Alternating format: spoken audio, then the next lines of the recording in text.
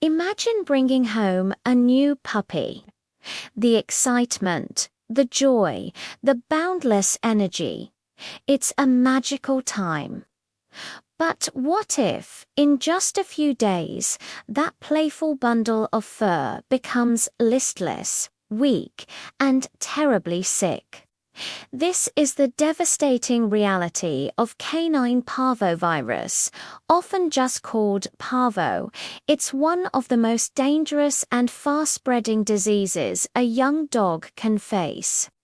Today, we're going to dive deep into what parvo is, how to spot it, and most importantly, how you can protect your beloved companion from this deadly threat. Understanding this virus isn't just about knowledge, it's about saving lives. So, what exactly is canine parvovirus? Let's break it down. Parvo is a highly contagious and incredibly resilient virus. Think of it as a tiny, invisible enemy that's extremely tough to get rid of. It can survive in the environment for months, even up to a year, resisting many common household cleaners and disinfectants. This is what makes it so widespread and so dangerous. The virus primarily targets rapidly dividing cells in a dog's body. There are two main areas it attacks with devastating force: the intestinal tract and the bone marrow. When parvo invades the lining of the small intestine, it essentially destroys the gut wall. This prevents the puppy from absorbing vital nutrients and water, leading to severe dehydration and malnutrition. It also causes the protective barrier of the intestine to break down, allowing dangerous bacteria from the gut to leak into the bloodstream, causing a massive body-wide infection known as sepsis. At the same time, the virus attacks the bone marrow. The bone marrow is the factory for white blood cells, which are the soldiers of the immune system. By wiping out these cells, parvo effectively demolishes the puppy's defenses, leaving it completely vulnerable to secondary bacterial infections. So you have a two-front war: a collapsing intestinal system and a dismantled immune system. This combination is what makes parvo so incredibly lethal, especially in young puppies. Now, you might be wondering how a dog even gets parvo. The virus is shed in enormous quantities in the feces and vomit of an infected dog. And I mean enormous. A single ounce of feces can contain millions of viral particles.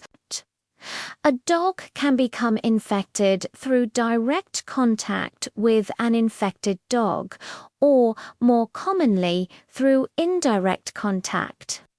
This means they can pick it up just by sniffing, licking, or even stepping on a contaminated surface. Think about it. A sick dog has an accident in a park. The virus is now on the grass. Hours, days, or even weeks later, your healthy puppy walks through that same spot, then licks their paws clean at home. That's all it takes. The virus can be carried on shoes, clothing, food and water bowls, toys, and even on the hands of people who have handled an infected dog.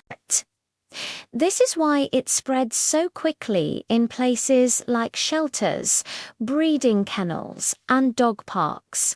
Its resilience and ease of transmission make it a silent, invisible threat lurking in our communities.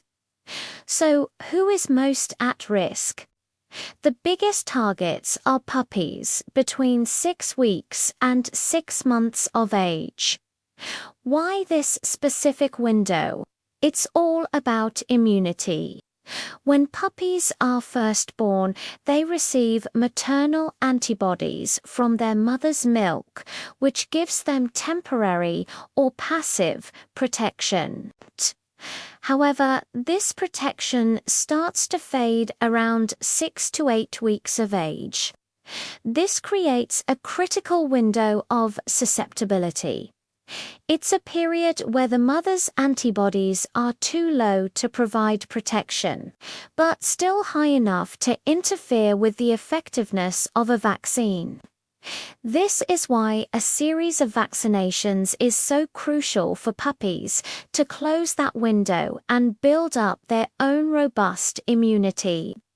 Unvaccinated adult dogs are also at risk, though they often have stronger immune systems to fight it off. Certain breeds, like Rottweilers, Doberman, Pinschers, German Shepherds, and Pit Bulls, also seem to be more susceptible to severe forms of the disease, though scientists aren't entirely sure why. But the key takeaway is this: any unvaccinated or incompletely vaccinated puppy is a prime target for parvo. Recognizing the symptoms of parvo is critical because time is of the essence. This is not a wait-and-see illness. Parvo is an emergency. The signs often appear suddenly and progress rapidly. The first thing you might notice is a sudden loss of energy or extreme weakness. The puppy that was just bouncing off the walls is now lethargic, unwilling to play, and seems depressed. This is quickly followed by a complete loss of appetite. They'll refuse food, even their favorite treats. Soon after, the severe gastrointestinal symptoms begin. You'll see intense vomiting, which can be clear, foamy, or yellow. This is then followed by diarrhea. Parvo diarrhea is notoriously severe and has a very distinct foul smell that you won't forget. In many cases, the diarrhea will contain blood, appearing dark and tarry or bright red. This is a sign that the intestinal lining is being destroyed. Because of the constant vomiting and diarrhea, the puppy will become severely dehydrated very quickly. They may also develop a high fever or, in more severe late-stage cases, their body temperature can drop dangerously low, a condition called hypothermia. The combination of dehydration, nutrient loss, and systemic infection leads to a state of shock. Without immediate and aggressive veterinary intervention, the prognosis is very poor. If you see any of these signs in your puppy, especially if they are not fully vaccinated, you must seek veterinary help immediately. Every minute counts. So, what happens when you rush your puppy to the vet? The first thing they'll do is run a rapid test, usually a SNAP test, which can detect viral particles in a fecal sample. It gives results in about 10 minutes. If the test is positive, treatment begins right away. There is no cure for parvo itself. The treatment is not about killing the virus, but about supporting the puppy's body while its own immune system tries to fight it off. It's an intensive, round-the-clock battle. The cornerstone of treatment is aggressive fluid therapy. Puppies are placed on intravenous or fluids to combat the life-threatening dehydration and correct electrolyte imbalances. They are also given for anti-nausea medications to stop the vomiting and allow the gut to rest and heal. Because the immune system is compromised, powerful broad-spectrum antibiotics are administered to fight off the secondary bacterial infections that can lead to sepsis. Pain medication is also given because the intestinal damage is incredibly painful. In some severe cases, a puppy might need a feeding tube to provide nutrition directly to the stomach, or even blood transfusions if they've lost too much blood or protein. This is why hospitalization is non-negotiable. Parvo treatment is not something that can be done at home. It requires 24/7 monitoring and intensive care in an isolation ward to prevent the virus from spreading to other patients. It's expensive, it's emotionally draining, but with aggressive care, survival rates can be as high as 80 to 90%. Without it, survival rates plummet to less than 10%. The faster you get them to the vet, the better their chance of survival. After hearing all of that, I know what you're thinking. How do I prevent this from ever happening to my dog? The good news is Parvo is highly preventable. The single most important thing you can do is vaccination. The Parvo vaccine is considered a core vaccine, meaning every single dog should get it. Puppies should start their vaccine series at around 6 to 8 weeks of age and receive a booster every 3 to 4 weeks until they are at least 16 to 20 weeks old. This series is designed to close that window of susceptibility we talked about earlier. It's absolutely vital to complete the entire series. One shot is not enough. Your puppy is not fully protected until about 2 weeks after their final booster. Until your puppy has completed their entire vaccination series, you need to be extremely cautious. This means avoiding high-risk areas where lots of dogs congregate. Steer clear of dog parks, pet stores, grooming facilities, and popular walking trails.